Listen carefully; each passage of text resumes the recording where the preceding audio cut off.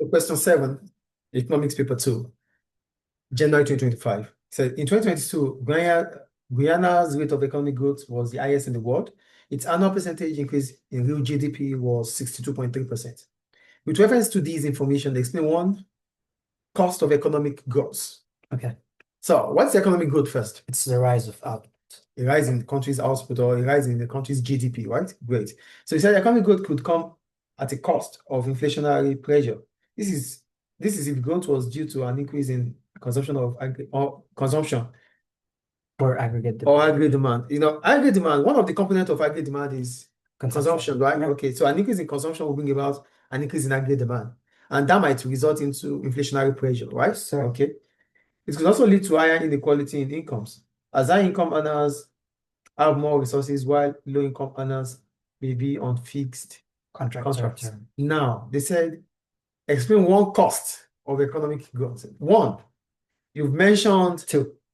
So what they need from you is give detail about you've mentioned two reasons here. Yeah. There's income inequality and there is inflationary pressure. Yeah.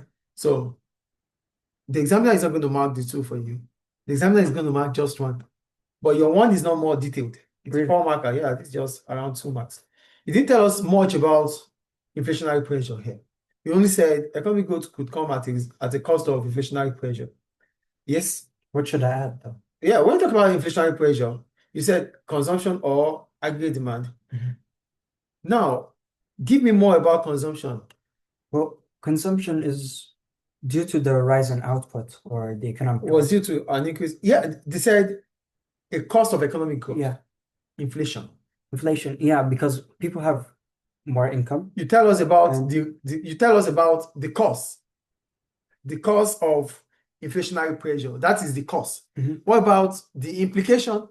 Implication is an overall rise in prices. Overall rise in prices. And what happens to the standard of living of people? It will increase. Like the standard of living will decrease because there's a greater. Did you say that here? No. You only tell us about the cost. They said, what is the cost of economic growth? The cost of economic growth. What brings about economic growth? Yes. That is the cost. Then what is the implication of that cost? That gives you your full mark. Do you get the point? Yes. Yeah. Look at what I read. What did I write, please? Economic growth implies to a rise in a country's output, as increase in economic growth may increase aggregate demand within the economy. An increase in aggregate demand will result into demand pull inflation. According to the extract, the Guyana's rate of economic growth was the highest in the world, with 62.3% in 2022. Okay, so you didn't even tell us that. So you would have gotten your mark if you have said that. Okay. You get it? Yeah. So that is for question 7. Any question about question 7? No. So the cost of economic growth could be inequality, yeah, because some people are fixed in contracts, so they don't have any opportunity. They might not be able to, have increase in their salary because it's fixed. But high income earners or investors might be making more. But fixed income earners might not have a positive impact in their own income. So that is income inequality. Some people will become richer, so the rest will still be the way they are. And when there is inflationary pressure, those that are in fixed income, they won't be able to purchase what they used to purchase. Less disposable income. Yes, do you get it? Because what they have to spend will be less. Will be more than what they used to spend. I think that is clear, right? That's question 7. Any question about question 7? No. Done. So we'll go to question 8. So I'm giving you 3 marks here, though. So go to question 8. But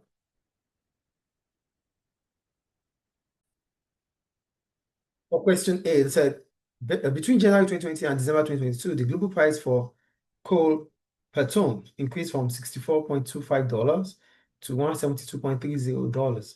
Japan is a net importer of coal. Draw a short-run aggregate supply and aggregate demand diagram to show the effect of this increase in the price of coal on the price level and the real output for Japan. So there's import here, right? And when there's import, it means you are buying from abroad, foreign businesses. So Japan buys from foreign businesses now, right? Yep. So there's an increase in in what there's an increase in importation. So an increase in importation would bring about an increase in the cost of production for Japan, right? For firms that uses coal in Japan. Okay. So it says since the global price of coal increase, real output will contract, reduced to this. So the SRS shifts leftward, okay? And your graph, okay?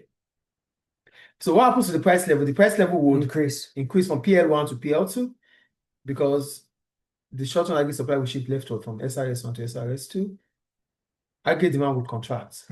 Aggregate demand would contract. Did you say that there? Yeah. Okay, then output. Y1 to Y2. Great. So you got your full mark here. So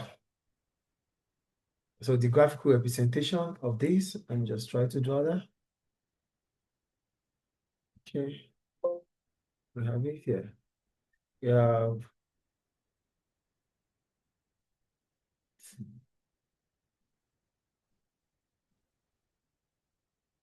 yeah.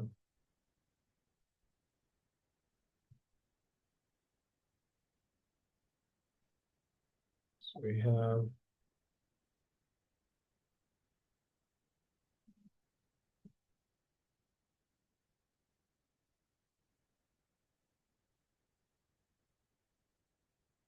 have P, we have Y1, then we have PL1, then we have this.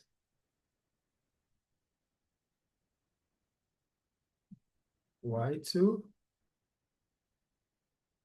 PL2 for outputs. Then we have our aggregate demand, the SRS, the SRS1, SRAS2.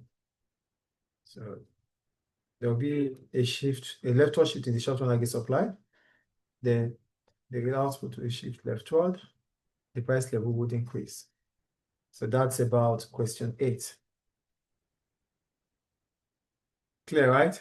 Good. You got your full mark there. We have question 9. So the table shows marginal propensity to withdraw for an economy. We have the NPS, marginal propensity to save, marginal propensity to tax, and marginal propensity to import, NPM. They said with reference to the table, calculate the value of the multiplier for this economy. Show you're working. So we have marginal propensity to save, that which is withdrawals over consumption, right? Over income, sorry. So they said we should calculate for the multiplier. The formula for multiplier is what? 1 over MPW, marginal propensity to withdrawals. So the formula, but how do we get our MPW? Our MPW equals MPS plus MPT plus MPM, right? Are you with me, please? Good. So you said multiplier is 1 over MPW, great. MPS plus MPT plus MPM, that's MPW. Then multiplier will be 1 over MPW. So we have 0.4, 0.3, 0.1 equals to 0.8, okay? So that means we have our multiplier to be, so our multiplier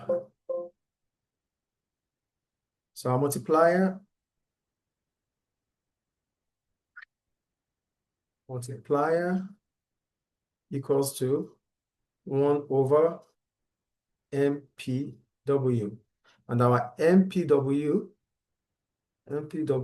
equals to MPS plus MPT plus MPM.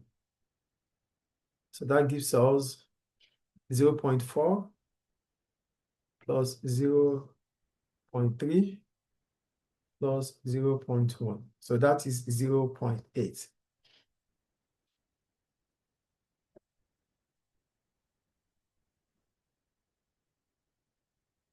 So MPW multiplier. So multiplier,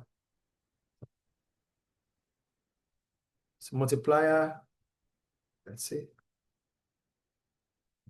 So multiplier equals 1 over MPW.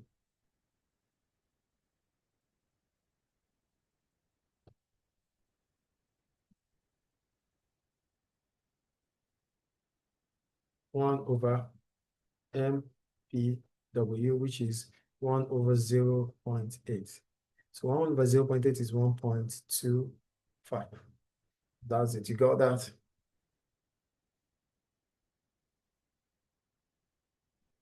Go back. We'll move on to question 10.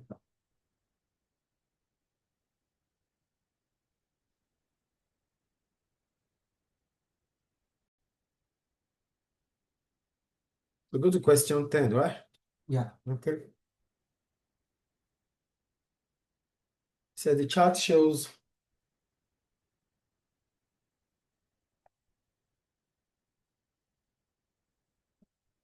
it said the chart shows quantitative easing in the UK between November 2009 and November 2020 in billion pounds. So with reference to the chart, explain the term. It said with reference to the chart, explain the term quantitative easing. It said quantitative easing is when the central bank buys corporate bonds from commercial banks. An example of that is quantitative easing in the UK increased by 347.5% from November 2009 to November 2020. Why do central banks talk about quantitative easing? What brings about quantitative easing? What is the objective of quantitative easing?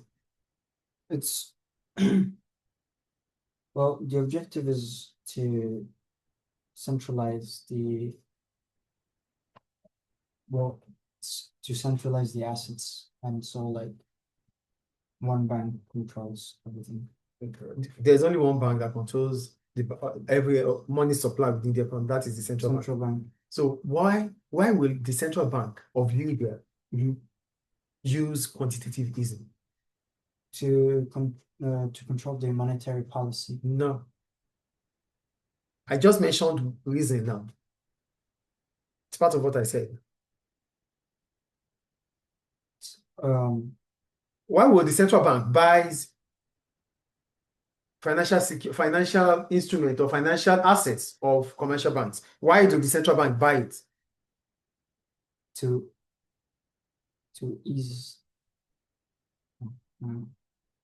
I don't know how There's quantitative easing because the central bank wants to ensure that commercial banks have enough money in supply. Yeah. So the quantitative easing means the commercial bank will sell their financial assets to the central bank in return for money. So that allows commercial bank to be able to increase the money supply within the economy. That is the essence. That is the objective of the central bank when they use quantitative easing. Do you get what quantitative easing is now? Yeah, you get your point, yes. But what I really wanted is the objective. Why is a decision, right? So if the central bank of a country decides to use quantitative easing to increase money supply, in the economy, I think quantitative easing is clear here. Great. So that's question 10, right? Go to question 11. Are you there? Are you there? Yeah. Question 11. Okay. Perfect.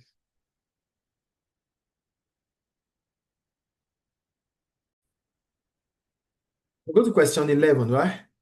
They said, Kuwait's GDP per capita and average world happiness score for 2013 and 2022 are shown in the table. This score gives a value between 0 to 10, where 10 is the highest level of subjective happiness. So with reference to Kuwait, explain one likely impact of lower real incomes on subjective happiness.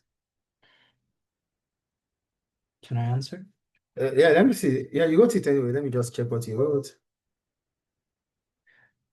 For subjective happiness, what does this simply mean? Subjective happiness. People's overall satisfaction. Well, what they think they are satisfied of, or they think they're happy. So there's like a standard of how happy people are, and there's a correlation between the GDP per capita and the subjective happiness score. And the table shows that the more GDP per capita you have, the happier you are. This is due to the fact that when people have a greater GDP, they can afford more things such as healthcare and maybe like groceries. Well said. Or something is missing. Subjective happiness simply talks about how people become happy based on their income. Income linked to happiness. That is what subjective happiness is all about. So when you talk about the GDP per capita, it's simply talking about individual income because GDP per capita is GDP divided by the population. So you said the table suggests that lower real incomes, you see income there. Lower real incomes brings about a lower world happiness score as people can afford less goods and services, to which increases savings and reduces consumption. We can observe this as world happiness score reduces by 0.41 from 2013 to 2022. So based on the table, so it simply shows that income is linked to how happy people could become. Yeah. And based on the table we have here, the GDP per capita reduced from 31,082 to 26,788, which brings it down the world happiness score from 6.52 to 6.11, which is right. I just wanted to tell what I really wanted was it says subjective happiness. Subjective. That means income is related, yeah. related to how happier people could become. I think it's clear. Yeah. That one is done. So go to question 12, right? Question 12. Right back there.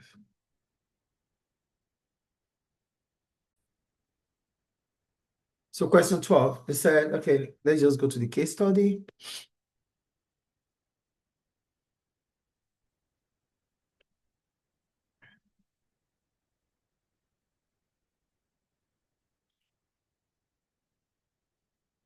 It said, define the term recession. Well, recession is a fall in real GDP for more than 2 consecutive quarters. Great. Now they said, with reference to the third paragraph of extract A, explain the term exchange rate.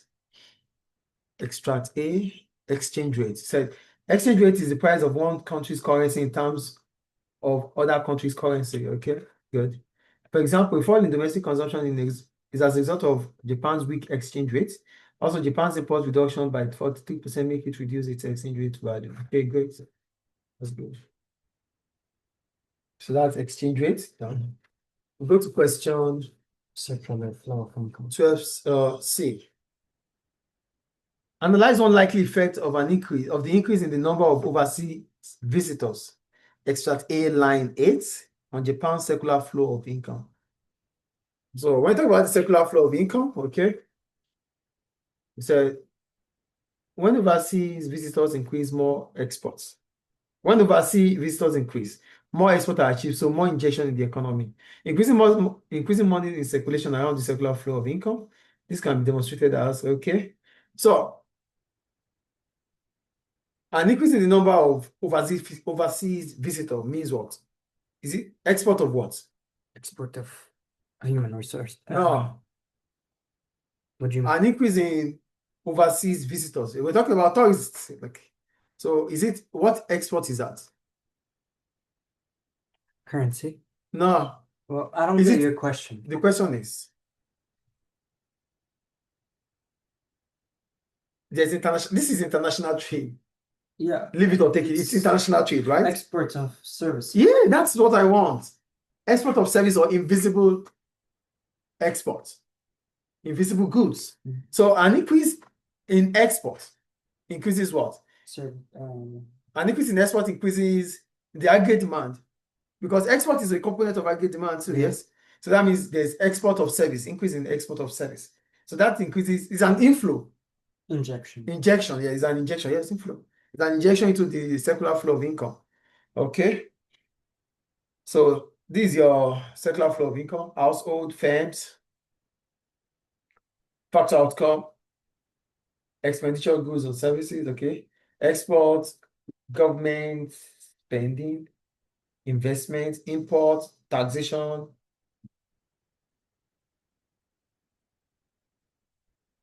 What's S? Exports. Import, taxation. Saving. Okay, that's saving. Okay. All right. So these are withdrawals.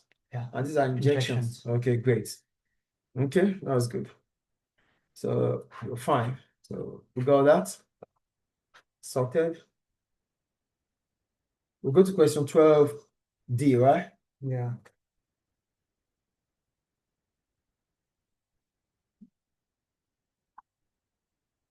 Twelve D, they said, with reference to extract A, examine the likely impact on Japan's real output of a fall in domestic consumption. So let's wait. A fall in domestic consumption.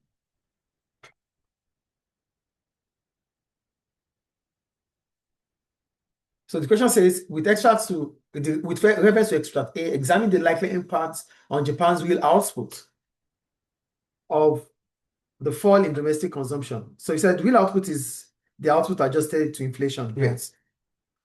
So a fall in domestic consumption results in a fall in Japan's real output. Good. So since consumption is a component of aggregate demand, what's consumption? How much people consume goods and services, Spending on spending on goods and services. goods and services. Great. That is consumption. So consumption is one of the components of aggregate demand because aggregate demand is consumption plus investment plus government spending plus export minus import. So AD is likely to fall. So a fall in consumption will bring about a fall in the aggregate demand, right? So according to the extract, a fall in domestic consumption makes up more than half of the Japanese economy. So since the magnitude of the fall in the domestic consumption is relatively small, the impact on real output is insignificant. Okay, is that all? Yeah, that's what I wrote. Okay, let me see what I wrote. I think I wrote some other points. Let me see. Yeah. Let's see. So according to the extract, okay, talked about that. I wrote, according to the extract, domestic consumption makes up more than half of Japanese economy, which fell by 0.5% between quarter one of 2023 to quarter two of 2023. That is part of the extract here. Yeah. So the fall in consumption remained a concern for the Japanese economy. We didn't talk about that.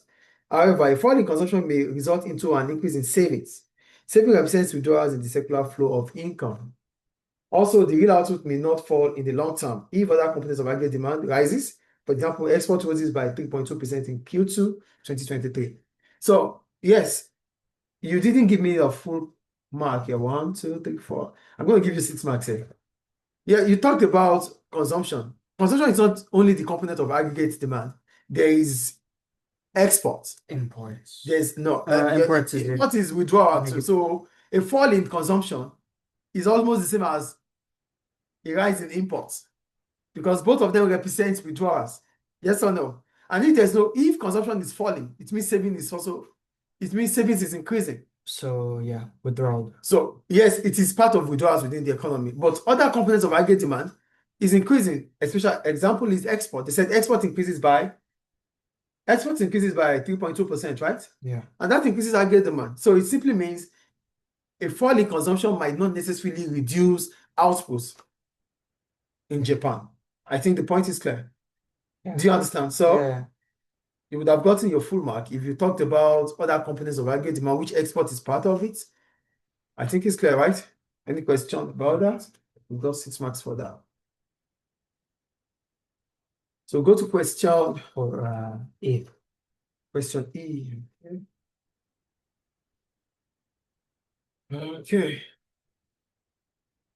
Now fix this.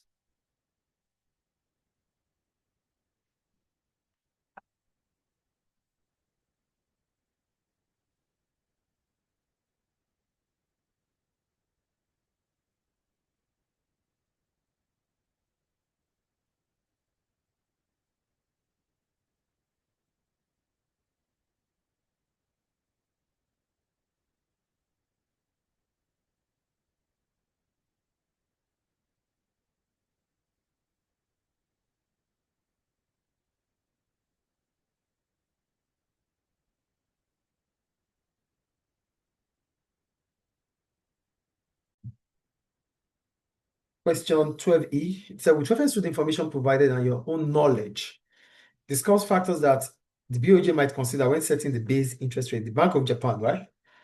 Yeah. when setting the base interest rate.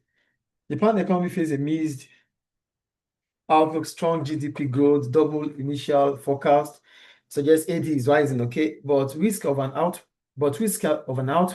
gap remain if consumption stays weak post-crisis. Okay, inflation forecast diverge, right? With government expecting 2.6% government expecting 2.6% versus BOJ's 1.8 target. Raising questions over whether inflationary pressures are temporary or structural. Okay, net trade improved as export rose and import fell. Aided by a weak yen. Through these also threatens currency stability.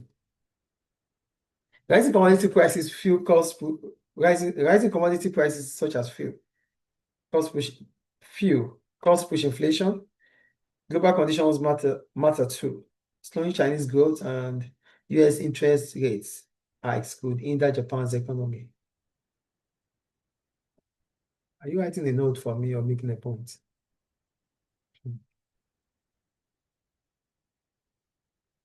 When setting the base interest rates, what are those factors you have to put into consideration? You talked about inflation. You talked about exports. Income. When did you talk about income here? I didn't see you talk about income. You talked about exports, talked about wage level. You didn't talk about wage here. You know, all these factors that you have to put into consideration are things that would make the base interest rate effective. So let me have my note, please.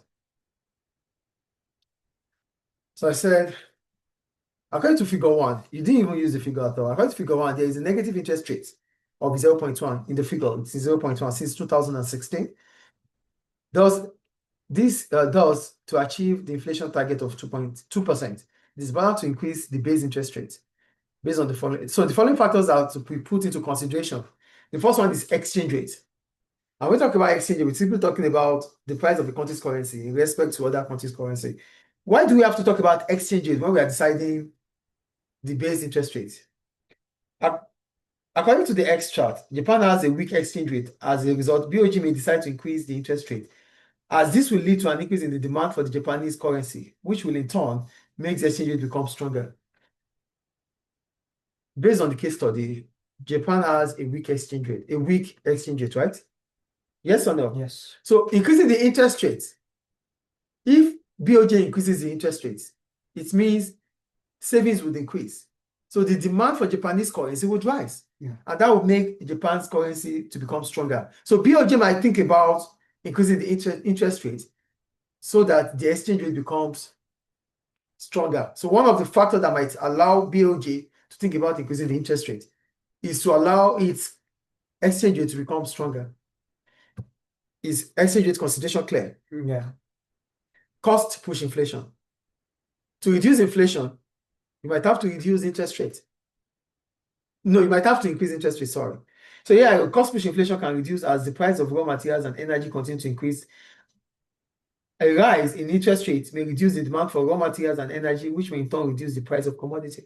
So as soon as interest rates increases, those firms that think about buying raw materials that the price are increasing might as well start saving their money instead of buying. And that would reduce the cost. Because when we stop buying, you wouldn't have any other choice than to find a way of finding an efficient way to supply your goods, your raw materials, so that customers will start buying. Cost push inflation. Level of confidence. That's another factor that might be put into consideration when BOJ needs to decide on either to increase its interest rate or reduce its interest rate. Level of confidence within the economy of Japan. If firms and individuals are optimistic about the future of Japan, this may increase the level of investment and consumption. This might also determine if BOJ can increase the interest rate or not. So the level of confidence might also determine if BOJ can increase its interest rate or not. And when we talk about the level of confidence, we're talking about how optimistic people are when it comes to the future of Japan. So if people are optimistic about the future, they wouldn't mind spending now. And firms will not mind even investing. Do you understand? So increasing the interest rates at that point in time, firms will still want to borrow because they are optimistic that in the future they'll be able to sell more. Economic growth. Economic growth is also a factor that can be considered. Economic growth is also a factor that can be considered when the central bank is thinking about increasing or decreasing or reducing the interest rates. Yeah, but an increase in Japan's real GDP was double. So the original forecast as a result of BOJ may determine if to increase the interest rate or not by ensuring it allows the AD to grow in line with the productive potential of Japan. So to increase the interest rate, you think about the rate of growth. So the rate of growth must be in line with the potential growth. So if increasing the interest rate would bring about what has to be achieved in terms of economic growth or in terms of the potential growth, then increase it. If not, you let it be the way it is. Do you get the point here? Yeah. Then the next one is the wage level. A rise in prices may allow workers to demand for higher wages to maintain their consumption. This can also influence the BOJ's decision to change the interest rate. However, BOJ might combine different factors before making a concrete decision. Wage level. When we talk about wage level, what are we talking about? We're talking about what people get in terms of what they work for. So if BOJ thinks about it, it might as well decide if to increase or not. So these are factors you have to put into consideration before deciding on either to increase the interest rate or not. Is it clear? Yeah.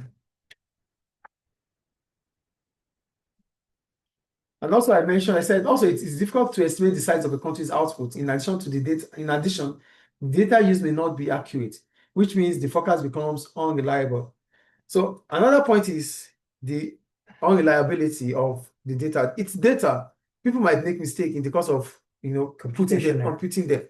So these are things you have to put into consideration when you are deciding the base rate of interest.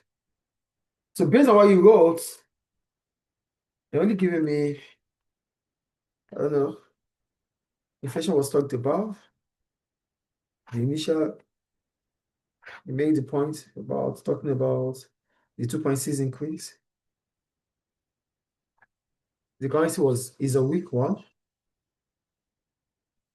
Cost push inflation, global aggregations matter too. Can't give you more than 8 mark here.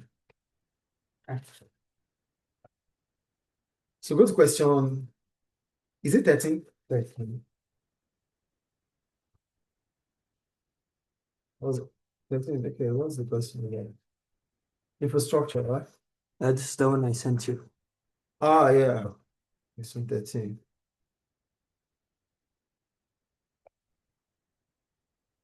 Have you searched with Mustafa and Mayar? So go to question 13. They said, question 13. Look at the question again. 13. In 2022, the government of China decided to invest 1.48 trillion yuan in many new transportation, energy, and telecommunication infrastructure projects. Evaluate the likely benefit of an increase in government expenditure on infrastructure. Okay. He said an increase in government expenditure on infrastructure brings both demand side and supply side benefits. Okay. In the short run, higher spending shift aggregate demand to the right, raising output and employment through the multiplier effects. Okay. For example, China's 1.48 trillion yuan investment in 2022 created construction what? Jobs. Jobs, okay. And stimulated derived demand for materials, okay. In the long run, infrastructure such as transport, energy, and communication improves the quality of life or quality of what?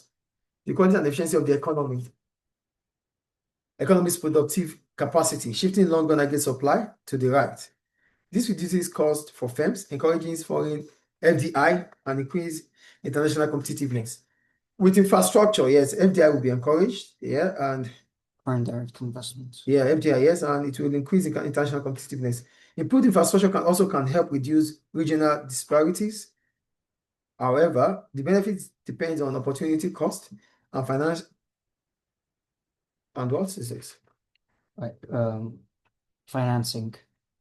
Financing excessive borrowing could worsen public debts, and poorly planned projects could lead to poorly planned projects could lead to government failure. Overall, government spending on infrastructure supports sustainable growth. Yeah, here you talked, okay, the consequences, government failure, Financing. poor finance, okay, improved infrastructure can reduce regional disparity, okay, firms, 1, 2, 3.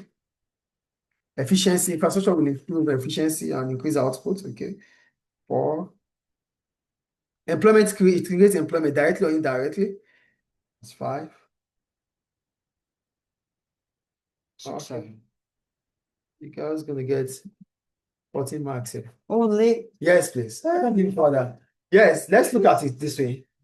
Look, I said infrastructure spending means expenditure on power supplies, transportation, and communication. Yeah, you mentioned that anyway. So this will in turn increase investments, which will result in the rise in the aggregate demand, as government spending is a component of aggregate demand. Then I said aggregate demand is consumption plus government spending plus investment plus export minus import. This is a form of injection into the circular flow of the economy, which may result in a multiplier effect. An increase in the aggregate demand will likely increase the real output of an economy. Improvement in infrastructure will likely reduce the cost of production for firms, as doing business may become cheaper. You didn't talk about firms here. It's an economy. An economy does not only involve government, it involves the economic agents, individuals, firms, and government. Yes, and I think I'm even I'm too lenient giving you 14 marks out of 20. It should be around 10, 12. Well, the improvement in transportation allows raw materials to move quicker through the transportation system. This may bring about efficiency. With improvement in communication, it allows workers to have access to more swift information, which may increase their productivity. Spending on infrastructure may result into increase in employment opportunity, because as people may work directly or indirectly on the project. This may in turn increase disposable income, which is consumption, which indicates injection in the circular flow of the economy. However, then the consequences, an increase in AD may bring about inflationary pressure. Also, government spending on infrastructure may result into opportunity costs, as it may not allow government to spend on other strategic area of the economy. That's an opportunity cost of spending on or expenses on infrastructure. In addition, there is no guarantee that infrastructure projects will increase productivity if the value of project exceeds the cost of building. So yes, government might spend on infrastructure, but there's no guarantee that investment in infrastructure will bring about increase in output. Yeah. So there may be negative externalities. Yeah. You didn't talk about that.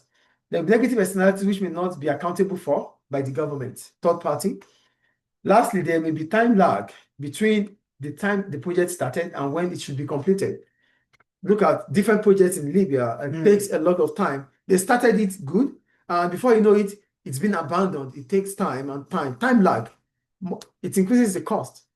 And these are reasons why such projects might not be fruitful for the economy. It's a waste of time, waste of resources. So these are the consequences of government spending on infrastructure. I think it's clear. Yeah. So that ends paper 2, January 2025. Well done, please.